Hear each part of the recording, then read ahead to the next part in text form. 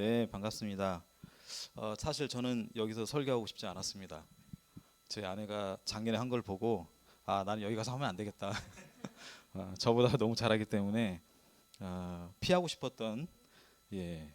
근데 제일 먼저 연락이 와서 어쩔 수 없이 제가 이쪽으로 왔습니다. 이용 목사님이 말씀하신 것처럼 사실은 제가 사역하는 그 많은 나라가 있었는데요. 그 중에 가장 행복했던 사역 기간이 상해 시간입니다. 그 당시에 이제 좀 친한 동생이었고, 또 제 아내는 이용 목사님의 친한 동생이었고, 또 사모님은 또 제 아내의 친한 동생이었고, 뭐 이런 인연이라면 인연이 있었고요. 또 제가 이제 보통 신대원 가지 말라고 하면 말 안 듣고 가는 사람들 꼭 있어요. 네, 신대원 가지 마라. 근데 꼭 가겠다 해서 어느 날 보니까 신대원이 있더라고요. 하나님께서 다 뜻이 있는 것 같습니다. 어떤 분은 제가 이런 얘기를 했을 때 어떤 사람은 안 가요 진짜. 그래요 안 가요 이렇게. 그거는 사실 의지가 없는 거예요. 왜냐하면 하나님이 부르심이 확실하다면 우리가 보통 리더의 소리를 들어야 한다 그러는데 꼭 그렇지는 않아요. 사람이거든요 결국에. 그러니까 한 번 더 기도해 보라는 얘기지 그거를 딱 듣고 난 안 갈래요 이렇게 하라는 얘기는 아니죠. 어, 어떻게 얘기를 시작할까 고민하고 있습니다. 저희 가족들은 벌써 똑같은 얘기를 세 번째 들고 있어서 저는 계속 바꿔서 얘기해야 되거든요. 아, 저는 사실 주일 설교할 때 그 주간에 제가 경험한 것들을 항상 예화로 사용을 합니다. 그러나 이제 안식월 들어올 때는 지난 4년간에 있었던 일들 중에서 내가 무엇을 나눠야 되는지 하는 것들을 하나님께 기도해보고 준비를 합니다. 어, 오랜 시간 준비하겠죠. 들어가기 한 6개월 전부터 준비를 하는데 매번 바뀌었고 지금 설교 내용은 사실은 한 달 전쯤 들어오기 한 달 전쯤이에요. 그때 이제 최종적으로 하나님이 이제 주신 본문과 말씀입니다. 저도 강해 설교를 하지만 이번에는 특별히 강해 설교보다는 어떤 제 이야기를 많이 할 것 같습니다. 저희 집이 어디냐면요. 저도 가끔 헷갈려요. 내 집이 어디지? 중국인가 태국인가 한국인가 헷갈리는데 알바니아입니다. 알바니아 집에 선물 받은 쟁반이 있는데 한글로 쓰여 있습니다. 오늘 본문에 나와 있는 내용인데요. 여호와로 인하여 기뻐하는 것이 너의 힘이니라. 사실 언제 받았는지 누구한테 받았는지 기억이 나지 않습니다. 너무 많은 나라를 돌아다녔고 또 한국을 떠난 지가 벌써 20여 년이 되다 보니까 일상 속에서 일어나는 자잘한 일들을 잘 기억을 못해요. 그리고 나이도 들어가고 있고 지금 나이가 들어가고 있다는 증거 중에 하나는 제가 이 거리를 자꾸 조정합니다. 어디가 맞는지 계속 봐야 되는 그게 있다라는 거. 그리고 하나님 믿으면서 남자들이 흘리지 말아야 될 눈물을 많이 흘리고 있고요. 네, 그리고 나이가 들면서 자꾸 눈물이 납니다. 이유는 알 수 없지만 저희 쟁반에 쓰여 있는 이 말씀으로 오늘 좀 당황스럽겠지만 저희 집 쟁반에 쓰여 있는 말씀으로 오늘 나누려고 합니다. 제 아이들이 한참 청소년기를 지날 때입니다. 아이들이 뭐 그때가 되면은 이런 얘기 축 처져 있잖아요. 보면은 아직 안 지나보신 분들은 모르겠지만 지나보신 분들은 청소년기에 아이들이 많이 이렇게 가끔씩 이렇게 축 다운돼 있어요. 그래서 제 아내가 이렇게 얘기를 했습니다. 힘들지? 그래도 힘내자. 보통 부모들이 이렇게 얘기하더라고요. 저도 그렇게 하고 있고요. 근데 아이들이 대답을 이렇게 하는 거예요. 아니 힘이 있어야 힘을 내죠. 아이들의 말에도 일리가 있다라는 생각이 들었습니다. 그래서 과연 힘이란 무엇일까? 무엇을 의미하는 걸까라는 생각이 들었습니다. 단순히 육체적인 힘을 의미하는 것이 아니라 다른 것이 있지 않을까 하는 생각을 해봤습니다. 우리가 육체적인 건강을 통한 힘을 많이 추구하지만 그거 말고도 많은 힘이 있습니다. 영적인 힘도 있고요. 마음의 힘도 있고 생각의 힘도 있습니다. 그리고 기도의 힘이 있고 오늘 찬양하셨으니까 찬양의 힘도 있고 정말 수많은 힘이 있습니다. 보이지 않는 힘이죠. 겉으로 드러나지 않습니다. 그러나 보이지 않는 힘은 중요한 순간에 드러납니다. 기도의 힘도 중요한 순간에 드러납니다. 육체의 힘은 중요한 순간에 드러나죠. 물건 들을 때 말고는 없어요. 그러나 나머지 것 보이지 않는 것들은 정말 내 인생에서 중요한 순간에 그 힘이 드러납니다. 그때 쟁반으로 제 눈이 향했습니다. 그리고 여호와로 인하여 기뻐하는 것이 우리에게 힘이 된다라는 구절을 봤습니다. 제 마음 가운데 이런 생각이 들었습니다. 맞아. 여호와로 인하여 기뻐하는 것이 우리에게 힘이 되는 거지. 그런데 질문이 또 떠올랐습니다. 제가 요즘 질문이 많습니다. 과연 여호와로 인하여 기뻐하는 것이 무엇일까? 무엇을 의미하는 걸까? 성경을 읽을 때마다 항상 던지는 질문이죠. 하나님이 우리에게 주신 특권입니다. 왜 하나님은 이렇게 하셨을까? 왜 하나님은, 여러분 생각 안 해보셨습니까? 왜 하나님은 야곱에게 그 많은 부인을 줬고 그 많은 자녀를 줬을까? 성경이 어긋나는데. 이런 생각 저는 많이 해봤습니다.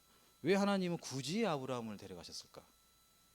그저 피상적으로 받아들였던 성경 말씀이었는데, 살아가는 동안 틈틈이 떠오르던 그 말씀이었는데, 중요한 것은 어떻게 해야 된다 하는 방법론을 제가 찾지 못했던 겁니다. 질문을 받지 못했습니다. 답을 찾지 못했습니다. 느헤미야 8장 말씀은, 오늘 읽으신 그 본문은요, 바벨론 포로에서 귀환한 이스라엘 백성들이 하나님 말씀 앞에서 자신들의 죄를 깨닫고 회개하며 하나님 말씀대로 다시 살겠다고 다짐을 하는 내용입니다. 그렇지만 이스라엘 백성들은 포로 기간을 지나는 동안에는 자신들의 삶이 어땠는지 생각할 시간도 없었습니다. 포로로 사는데 무슨 생각할 시간이 있어요? 부르면 나가야 되고, 나가면 일해야 되고, 돌아오면 피곤하니까 자야 되고. 하나님 보시기에 내가 정말 잘 살고 있는 건가? 말씀대로 살고 있는 건가? 라고 생각도 하기 전에 세상의 흐름에 휩쓸려서 생존을 위해 살아가기 바빴기 때문에 그렇습니다. 그러나 그들이 하나님 말씀 앞에 서게 되는 시간이 오자 그들은 생각하기 시작했고, 깨닫기 시작했고, 또 변화를 향해 나아가기 시작했습니다. 세상 속에서 살아가는 우리들의 모습도 동일하지 않나 하는 생각이 듭니다. 제 개인적으로도 이 사역이라는, 선교사라는 이 삶 속에서 20년 넘게 휩쓸려간 것 같다는 생각이 들었습니다. 작년부터 하나님이 제 안에 계속 질문을 던져주세요. 20년 넘게 선교지 있었는데 최근 질문이 너무 황당합니다. 이겁니다. 선교란 무엇인가? 이제 와서. 저 곧 은퇴하거든요. 이제 와서. 은퇴가 10년 남았는데 20년 넘어 사역을 하고 와서 이제 와서 하나님이 던지는 질문이에요. 선교란 무엇인가? 우리 희용 목사님도 앞으로 10년 후에 갑자기 어느 날 문득 하나님 그러겠죠. 목회란 무엇인가? 그러면 당황할 거예요. 하나님, 나 10년 후에 은퇴해야 되는데요. 목회란 무엇인가? 여러분, 사회생활에서 은퇴하는 시기가 다가왔을 때 그 시간을 앞두고 하나님 질문을 던집니다. 삶이란 무엇인가? 세상 속에서 그리스도인으로 살아가는 삶이란 게 무엇인가? 세상 속에서 살아가는 그리스도인의 모습이 무엇인가라는 질문을 던질 때 여러분은 어떤 느낌이겠습니까? 하나님, 내년에 저 은퇴해야 되는데요. 정년퇴직해야 되는데 지금 와서 왜 질문을 주십니까? 저에게 또 질문을 주십니다. 이렇게 살아가는 것이 선교사의 삶인가? 이렇게 사는 게 목회자의 삶인가? 이렇게 사는 것이 내가 하나님 자녀의 삶인가? 많은 고민이 됩니다. 성경적인 교회의 모습은 어떤 것일까? 이제 와서 또 이런 질문도 주십니다. 나는 나름 성경적인 교회는 이거라고 생각했는데 하나님이 이제 와서 또 질문을 던지시는 거죠. 특별히 작년 말부터 하나님이 더 많은 질문을 저에게 하십니다. 그리고 생각하게 하셨어요. 아무렇지도 않게 받아들였던 우리의 삶, 기독교인의 삶, 하나님 자녀의 삶, 그리고 목사님이 설교하면 그런가 보다 하고 그냥 이렇게 넘어갔던 정말 손쉬운 성도의 삶이죠. 저는 그렇게 생각해요. 목사님이 하면 아멘 하고 나는 생각 안 하고 그대로 하면 돼요. 맞는지 안 맞는지 생각하지 않죠. 생각해야 됩니다. 희용 목사님이 설교하면 그날 집에 가서 성경 본문을 놓고 뜯어봐야죠. 진짜 맞는지, 의심하라는 게 아니고 진짜 맞는지 한 번 더 확인을 해야 됩니다. 그래야 서로 발전합니다. 작년에 하나님께서 저에게 어느 날 성탄절의 의미에 대해서 질문을 주셨습니다.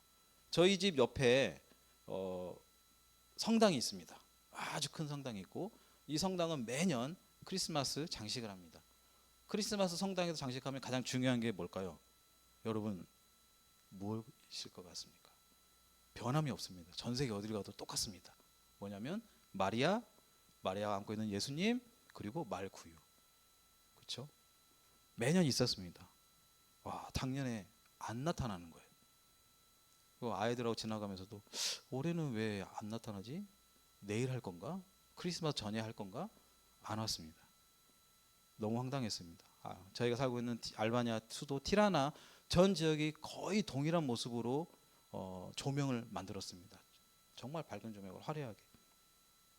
그런데 매년 마리아를 예수님을 말구유를 장식하던 그 성당에 그것 대신에 새로운 게 들어왔습니다. 제가 왜 성당에서 장식하는 마리아를 기다리는지 모르겠지만 새로운 게 들어왔습니다. 뭘까요? 여러분 아십니까? 세 글자입니다. 마치면 희용 목사님이 나중에 밥 사줄 겁니다. 자, 세 글자 뭐가 들어왔을까요?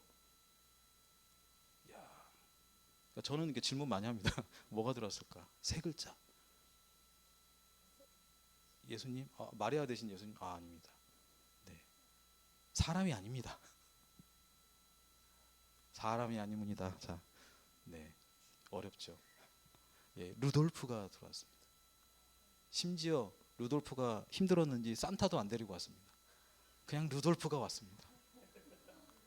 저는 너무 황당했습니다. 아니 루돌프를 성당에다가 마리아는 어디 간 거야? 예수님은. 과연 성탄절이 저희에게 무슨 의미가 있습니까? 크리스마스 되면 여러분 즐거우십니까? 아니면 교회에서 즐겁게 하니까 나도 즐거워야 된다고 생각하십니까? 왜 즐거울까요? 제가 봤을 때 세상 사람들이 더 즐겁습니다. 난리도 아닙니다. 나가면 예, 밤새 놉니다. 우리는 밤새 안 놀잖아요. 크리스마스인데 왜 밤새 안 놀죠? 밤새 즐거워야 되는데 저희는 그렇게 하지 않습니다. 다음날 새벽 기도를 해야 되기 때문에. 그렇죠? 세상 사람들은 너무 즐거워합니다. 저는 그게 너무 이상했습니다. 매년 봤던 건데 작년은 특별히 이상했어요. 그리고 생각을 더 깊게 해봤습니다. 성탄절의 의미가 과연 뭘까?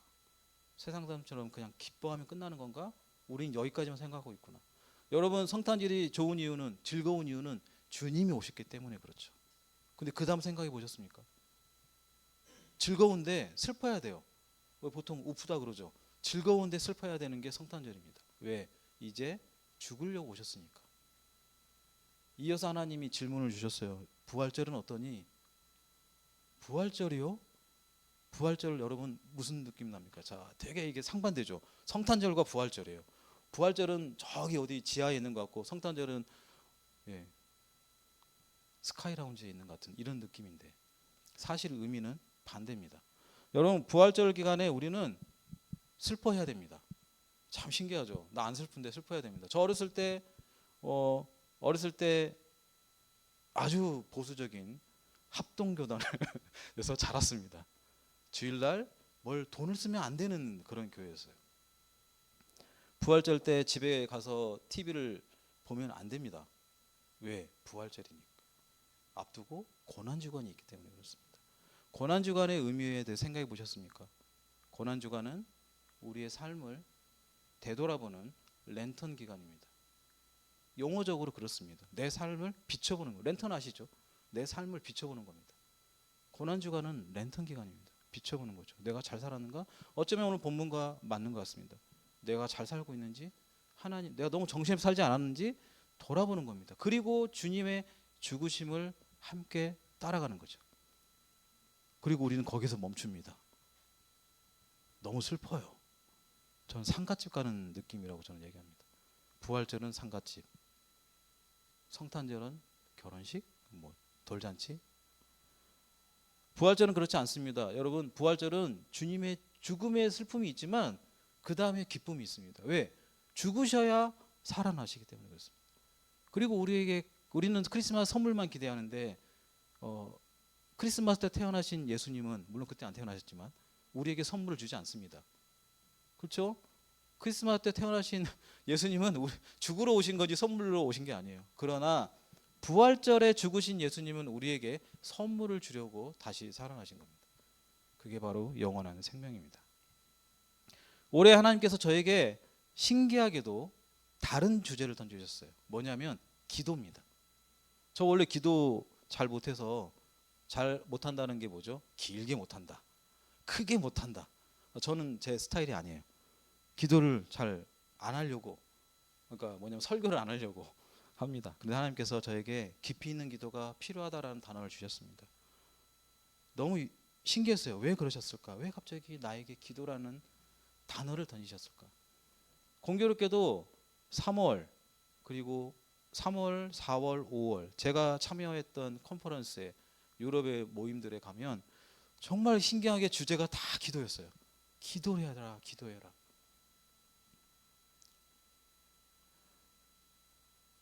저희가 4년 만에 저는 4년 만에 이제 짧게 왔습니다. 2달 안식월을 들어왔는데 어쩔 수 없는 상황들이 있어서 그렇게 왔습니다.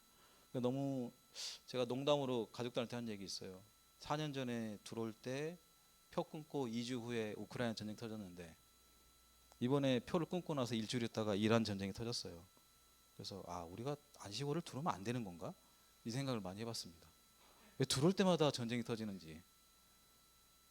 4년 전에 안식월 들어오기 전에 저희 아내가 코로나로 정말 고생을 많이 했습니다.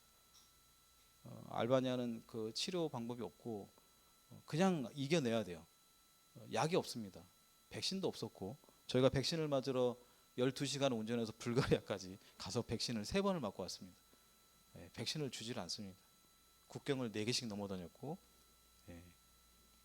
그때 아내가 그 코로나라는 고통의 시간을 통과할 때 많은 분들이 기도해 주셨어요. 정말 감사했습니다. 기도의 힘이 있구나 알았습니다. 공교롭게도 4년이 지난 지금 저희 가정은 또 그 시기를 겪고 있습니다.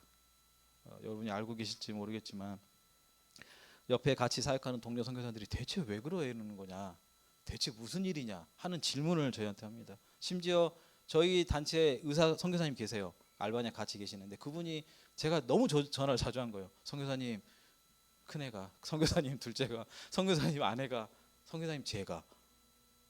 나중에는 이 선교사님 저한테 전화기로 그러는 거예요. 선교사님 이제 그만 좀요. 그만 좀 아프세요.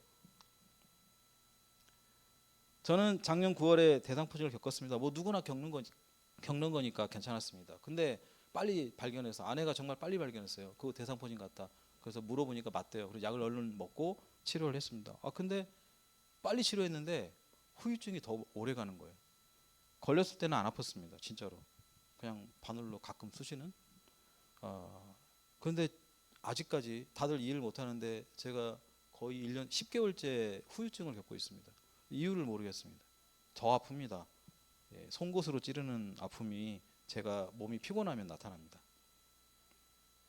그 와중에 11월에 아내가 와서 작년에 말씀드렸나 모르겠지만 쓸개 제거 수술을 받았습니다. 그리고 그게 지나갈 때쯤 좀 회복되나 싶었더니 저희 큰애가 아프기 시작했죠. 큰애가 순서대로 아프더라고요. 큰애가 스타트를 해서 둘째한테 가고 다시 큰애가 받고 다시 둘째한테 넘어오고 묘한 이런 게 있습니다. 대입을 준비했던 아이가 심적인 어려움이 있었습니다. 그리고 그 와중에 또 뇌진탕에 걸렸고 또 그 와중에 오른쪽 발등이 골절됐다라는 진단을 받아서 깁스를 거의 한 달 넘게 했던 것 같습니다. 발목 인대가 손상됐다. 너무 웃긴 거는 한국에 와서 지난주 월요일인가 검사를 받았는데 발등이 부러진 적이 없답니다. 제가 너무 당황했습니다. 그러면서 뭐라 하냐면 세 번째 발가락이 부러졌네요 이러는 거예요. 그래서 이게 왜 이렇게 됐을까. 그리고 아내가 저한테 해준 얘기가 있어요. 알바니아에서 제일 비싼 병원에서 MRI를 찍은 화면보다 한국에서 찍은 엑스레이가 훨씬 더 선명하다. 이 차이를 여러분은 어떠실지 모르겠지만 저희는 딱 보면 이제 느껴지는 거죠. 이게 세상에.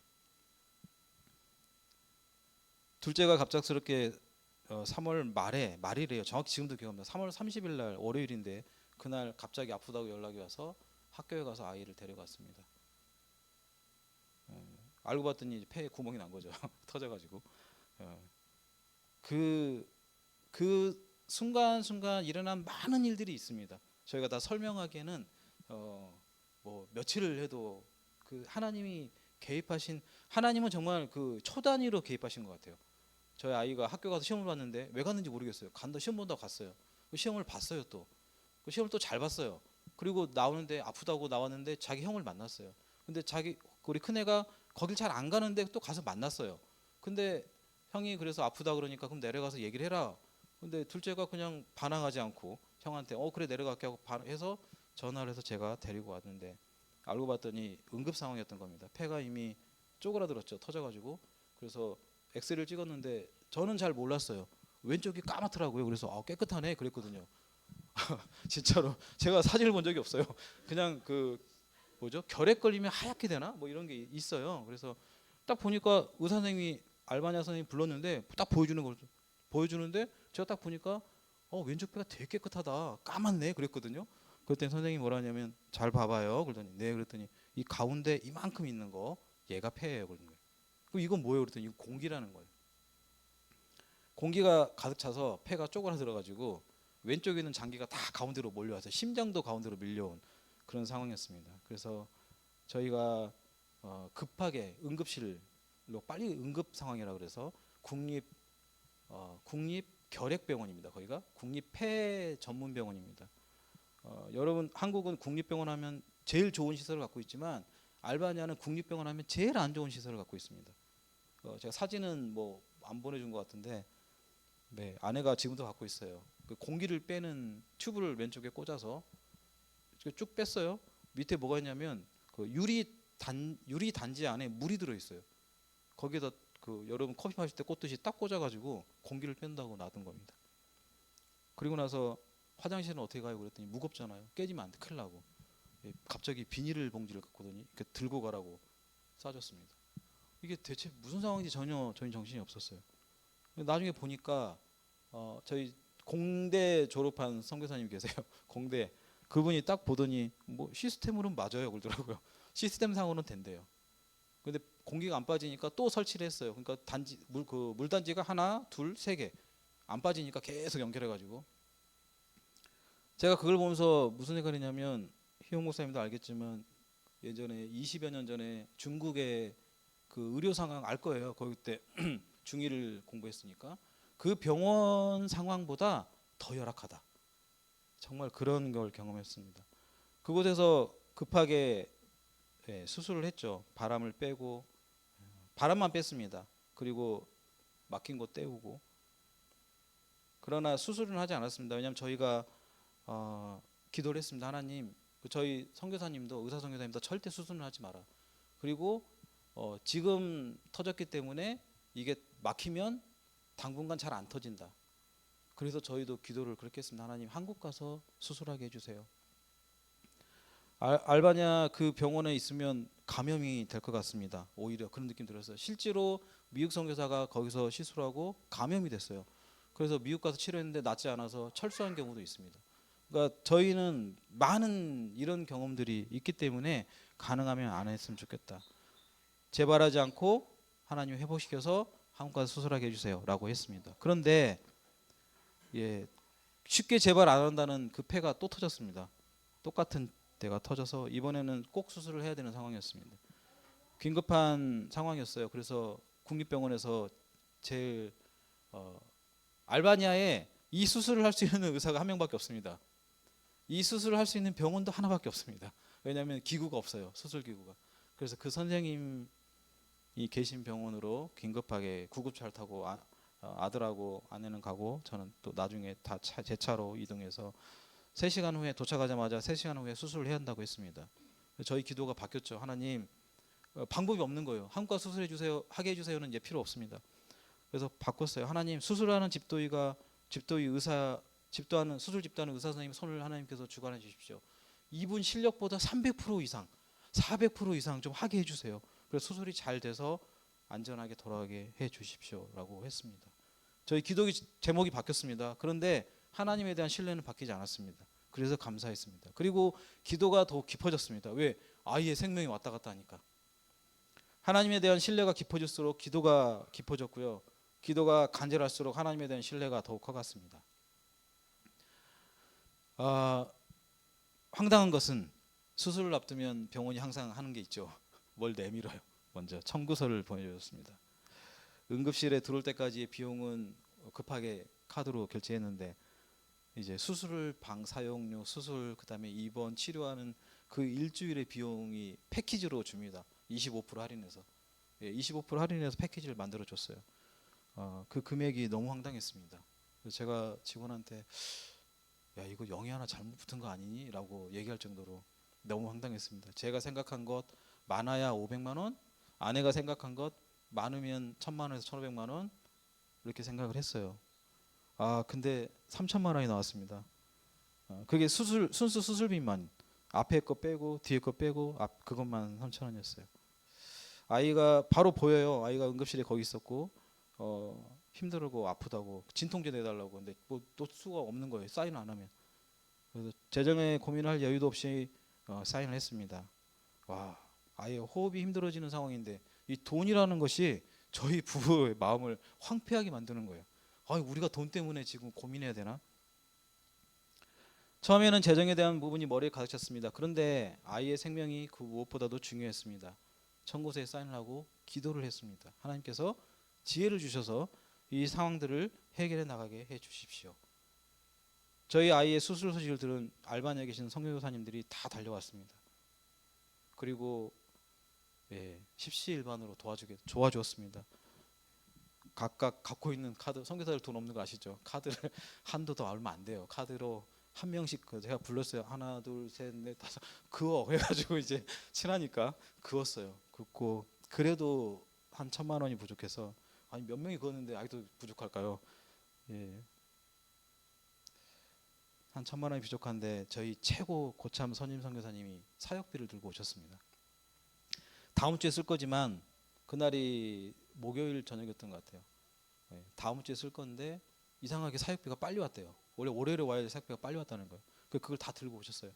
그거를 주셔서 마지막 비용을 냈습니다. 그 비용을 어떻게 할 거냐? 본부에서 얘기해서 본부에서 그냥 마이너스, 뭐 되게 쉬워요. 제 거 계정을 마이너스 1,000 시키고 보내면 되거든요. 그러면 이제 뭐 그건 알아서 해결되는 문제니까 시간을 저는 번 거죠.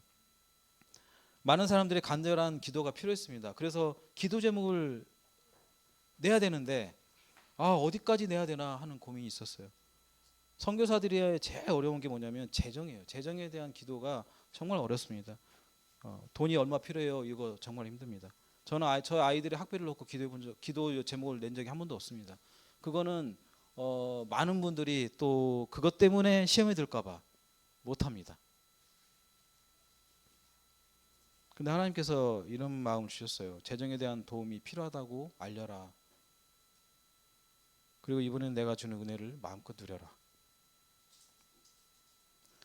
저는 동유럽 한인 선교사 협의회 부회장으로 작년에 선출됐습니다. 그래서 정말 힘들었습니다. 그게 저에게 대상포진을 오게 하는 원인이거든요. 스트레스. 저는 너무 힘들었습니다. 왜냐하면 그거라면 이제 내년에 총회에서 제가 회장이 돼야 되는데 대회를 저는 개최할 재정적인 능력이 없습니다. 그런데 하나님이 왜 그러셨을까? 항상 궁금했습니다. 그런데 이런 상황이 있을 걸 미리 아시고 그러셨던 것 같아요. 저희 임원방에다가 기도 제목 올렸습니다. 우리 아이가 지금 갑자기 수술하게 되는데 기도해 주십시오. 재정이 많이 듭니다. 근데 얼마인지 얘기 안 했어요. 선교사들의 불문율이에요. 저희 단체, 여기 이쪽 단체 모르겠어요. 교단마다 다르니까 저희는 불문율이에요. 그러면서 던져줍니다. 믿음의 선교를 해야 된다. 그래서 저는 믿음 없는 자가 되기로 선택을 했습니다. 웬 믿음의 선교? 믿음의 선교가 사람을 살리나?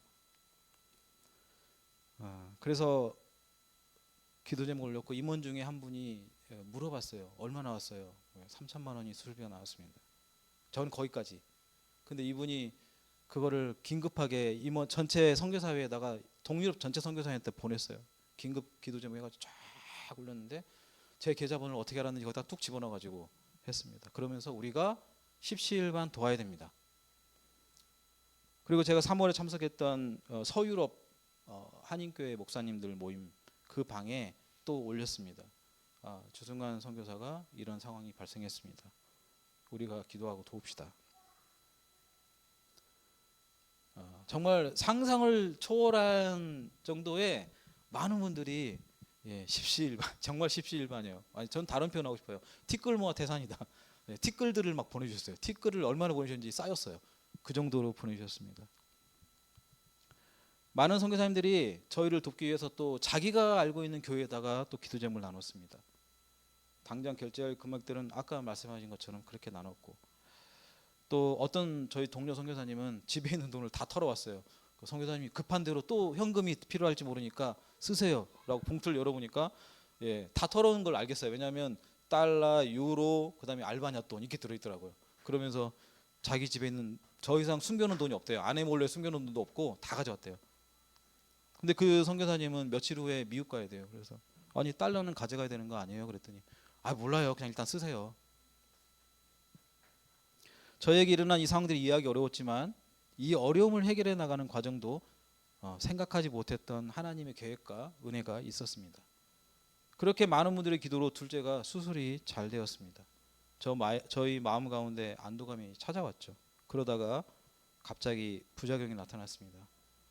그 부작용이 나타나는 과정도 제가 지금 생각해 보면 이유가 없었는데 이렇게 나타나는 현상들이 있었어요.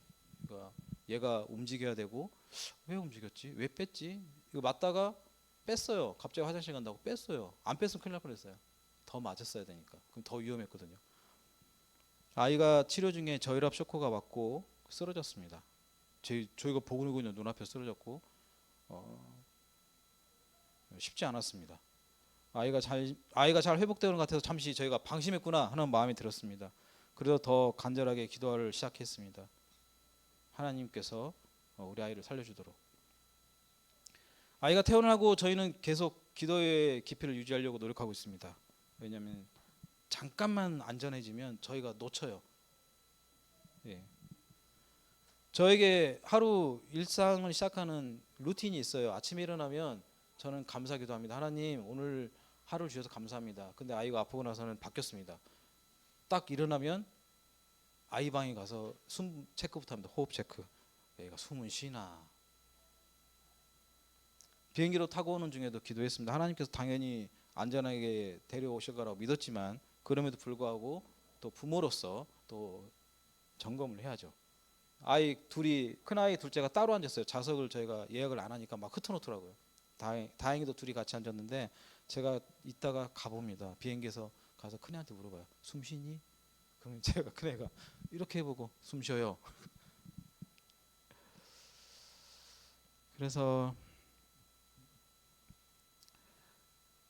하나님께서는 저희가 어떤 상황에 의해서 기도가 얕아지거나 깊어지거나 하는 것을 원하지 않으셨다라는 걸 알게 되었습니다. 지금은 아주 건강합니다. 수술이 너무 잘 됐습니다. 왜냐하면 지난주에 같이 검사할 때 여기 의사 선생님이 수술이 너무 잘 됐다고 그렇게 얘기를 했다고 합니다. 그래서 제가 그 얘기를 듣고 그때 저는 대구에서 기도회 하고 있었거든요. 그래서 딱 드는 생각이 그 수술했던 의사 선생님이 얼굴이 떠올라요. 야, 그래서 저 사람이 그렇게 좋아했구나. 자기 실력보다 더 잘한 거예요. 진짜로 기도한 대로 자기도 놀란 거예요. 자기도 해보고는 오 이렇게 놀라는 그 표정을 제가 봤거든요. 그래서 너무 즐거워가지고 와 수술 진짜 잘 됐다고 막 다 하나님께서 하셨다는 걸 알게 되었습니다.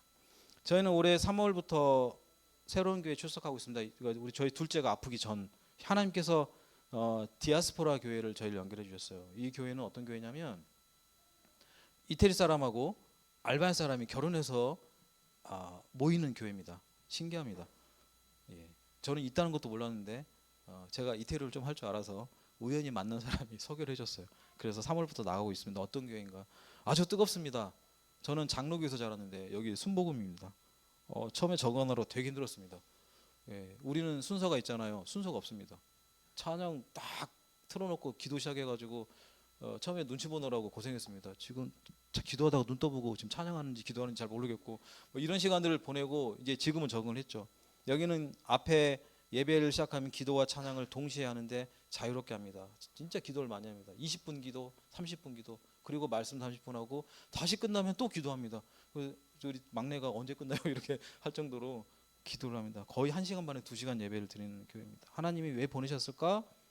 네, 다 이런 일 때문에 기도하라고 보내셨던 겁니다. 그리고 저희가 섬기고 싶었던 교회 형태입니다. 저희가 원래 처음에 생각했던 데가 이태리에 있는 디아스포라 교회였기 때문에 그렇습니다. 하나님께서는 저희를 알바니아에다가 붙잡아 놓으셨지만 알바니아에서 동일한 이태리에서 저희가 꿈꿨던 그 교회를 같이 할 수 있게 도와주셨습니다. 이 예배는 아주 특이합니다. 이태리어로 예배를 드립니다. 저희 아내가 너무 힘들어합니다. 배운 적도 없는 이태리어로 예배를 드리고 있고 감각이 있어서 곧잘 따라합니다. 인사말도 하고 통역을 영어로 합니다. 저희 아이들은 괜찮죠. 아내는 힘듭니다. 아무튼 예, 이것도 아니고 저것도 아닌 상황이 꼈습니다. 왜 통역을 영어로 하냐? 저희 모임에 교회 모임에 나오는 사람들이 나이지리아에서 온 축구 선수 또 일하고 있는 알바니아에서 일하고 있는 중남미 사람들 막 섞여 있습니다. 국제교회 좀 있기 때문에 이태리 사람이 많기 때문에 이태리로 예배를 하고 옆에서 영어 통역하고 내려가면 예배 끝나고 이제 교제할 때는 알바니아로 합니다. 그래서 지금 뭐 정신이 없습니다. 가보면 정신이 없는데 감사한 것은 이제 이곳에서 목사님은 안 계시는데 리더가 있어요. 그 리더가 정말 잘하고 있고요. 저희에게 이제 관심이 많아요. 그래서 저희는 알바니아 교회를 하다가 이쪽으로 옮겨온 거잖아요. 그래서 이제 이런 얘기를 아내한테 한 것 같아요. 알바니아 사람들이 있는데 이태리어로만 해도 잘 못 알아듣고 그러니까 정확하게 못 알아듣는 거죠. 그래서 이 알바니아어로 하는 모임을 가고 싶다라고 했습니다. 그래서 아내가 괜찮다 그래가지고 9월부터 원래 하기로 했는데 일주일에 한 번. 이것 또한 하나님께서 저에게 또 이 교회를 도울 수 있는 기회를 주신 거라고 저희는 믿고 있습니다. 이 교회가 정말 기도를 많이 했습니다. 저 아이가 병원을 2번 옮겼는데 2번 다 찾아와서 기도해 줬어요.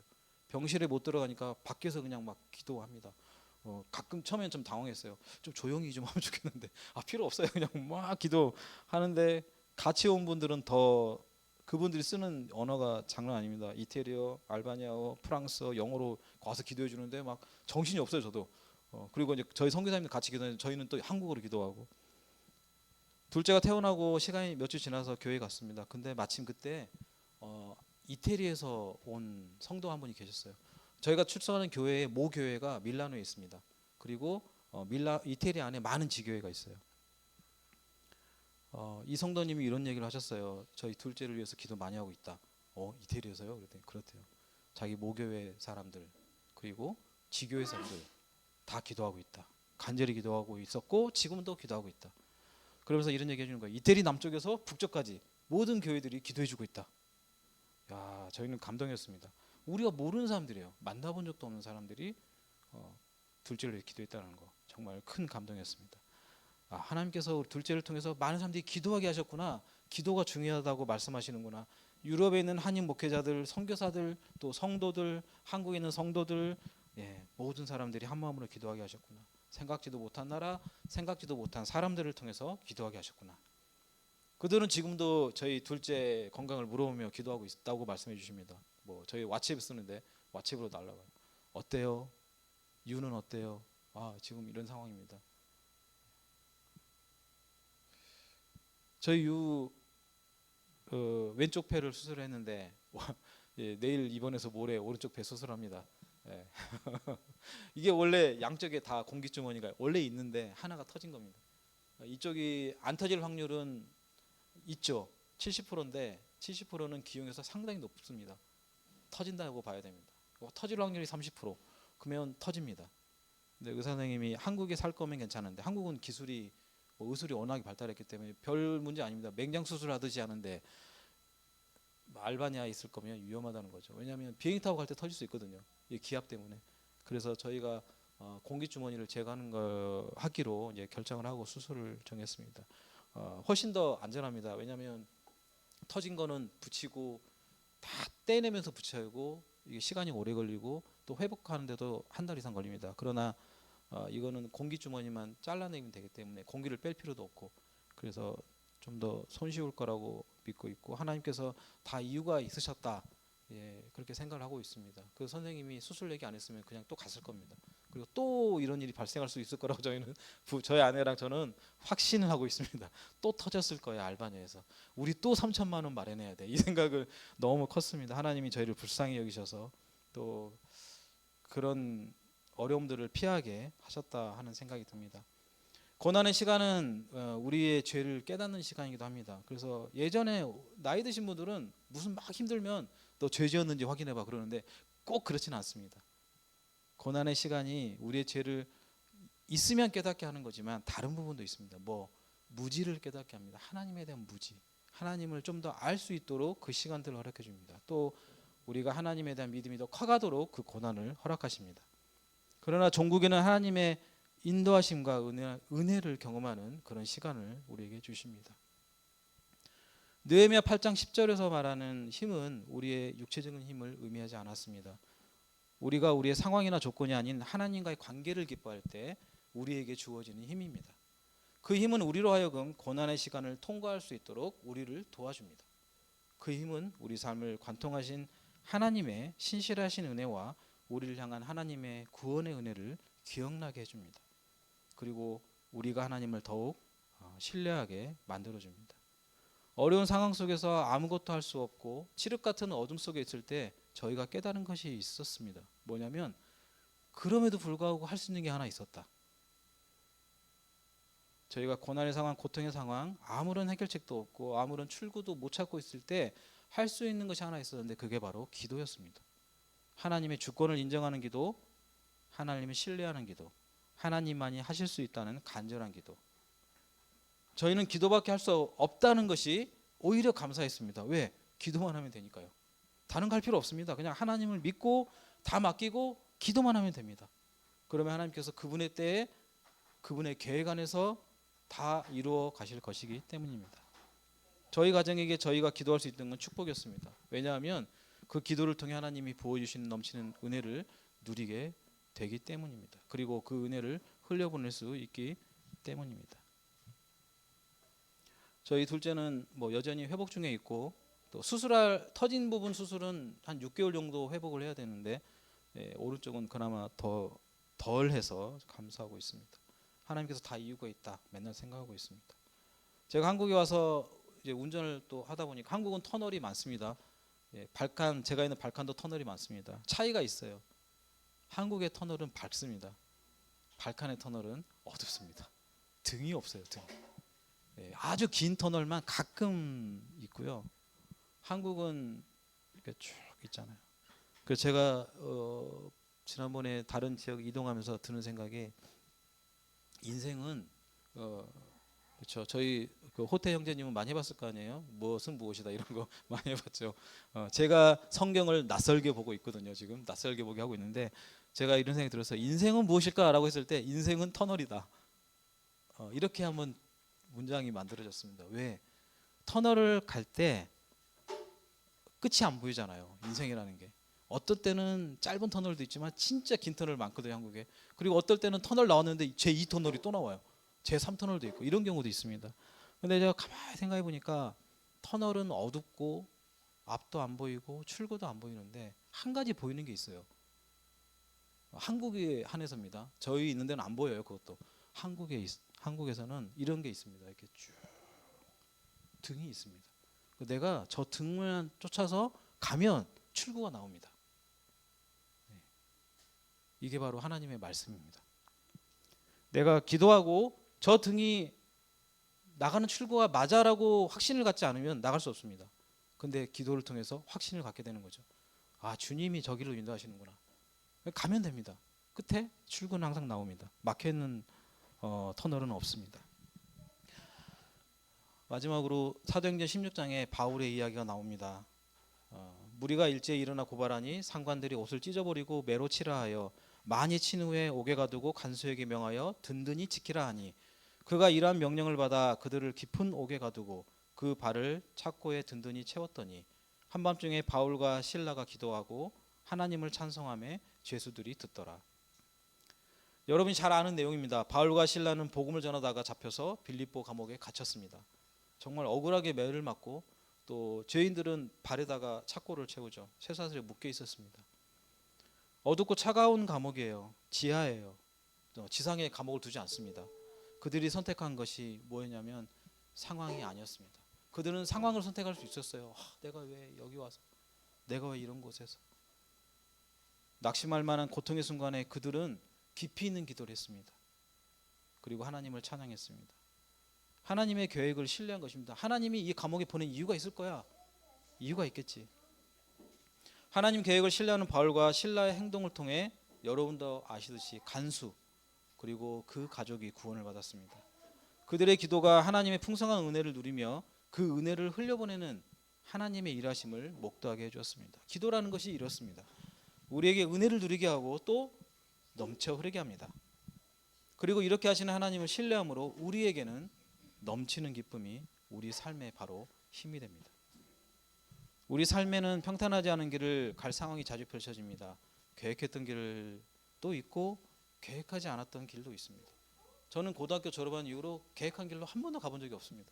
그래서 포기를 했습니다. 몇 번 시도해보고 내가 하나님을 이길 수 없구나. 영원한 분을 이길 수 있는 힘은 없구나. 그래서 저는 계획은 했는데 바꾸면 따라갑니다. 그냥 편하게. 이게 제일 편합니다. 때로는 가기 싫었던 길도 있습니다. 피하고 싶었던 길도 있습니다. 저는 목회자 할 생각 없었고 선교사 할 생각 없었어요. 근데 하나님이 또 이쪽으로 이끌으셨습니다. 수많은 상황 가운데 우리의 최선의 선택은 바로 하나님을 신뢰하는 것입니다. 믿고 기도하는 것입니다. 하나님께서 우리에게 은혜를 부어 주실 것이기 때문에 그렇습니다. 어떤 상황에서도 우리가 하나님을 끝까지 신뢰하며 기도하고 감사함으로 순종하는 하나님의 은혜를 누리고 흘려보내는 우리 모두가 되기를 주님의 이름으로 축복하고 또 기도합니다. 기도하겠습니다.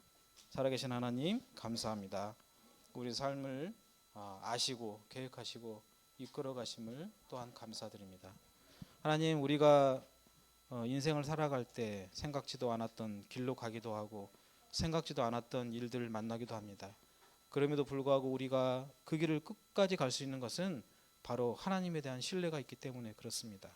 하나님, 우리의 기도를 통하여 하나님 말씀을 붙잡고 우리가 하는 기도를 통하여서 우리의 인생을 끝까지 마칠 수 있도록 인생의 경주를 마칠 수 있도록 은혜를 더하여 주시옵소서.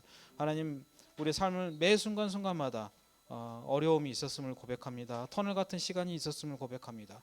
그러나 우리가 잊지 말아야 할 것은 그 터널을 만드신 분도 그 터널의 출구도 입구도 다 하나님이 만드셨다는 것을 우리가 기억하게 하여 주옵소서. 그리고 그 길을 나가는 그 길을 우리가 볼 수 있도록 예수님을 보내셨다는 것을 우리가 믿고 따라가게 하여 주옵소서. 그래야 오늘 하루하루 맡겨진 매 순간의 삶에 최선을 다하게 해주시고 또 나에게 주어진 어려움에 대해서도 감사하며 우리가 기쁨으로 하나님께 영광 돌리는 우리 모두가 되도록 하나님 축복하여 주옵소서. 감사하며 예수님 이름으로 기도드립니다.